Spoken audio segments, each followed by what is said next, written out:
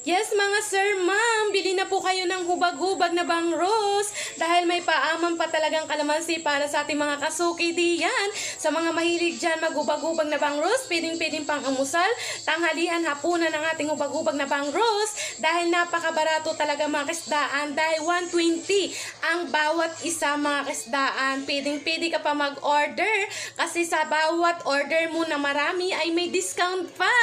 Dahil mapapasana o ka talaga dahil timplado na talaga to ating hubag-hubag na bangros dahil galing ito po sa ating kalamansi, tuyo at langgaw at bawang at talagang maaamoy mo talaga ang hubag-hubag na bangros mga kasdaan dahil dito sa Rua City, dito ka lang makakita sa ating humagikik bills. Napakabarato ng humagikik at hubag-hubag dito sa ating humagikik bills sa mga kasdaan.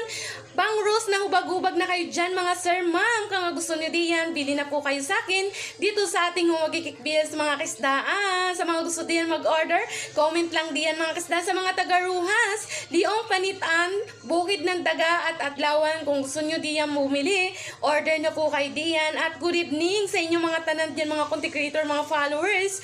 At sana po ay magkita-kita ulit tayo bukas ng Martes. Bye!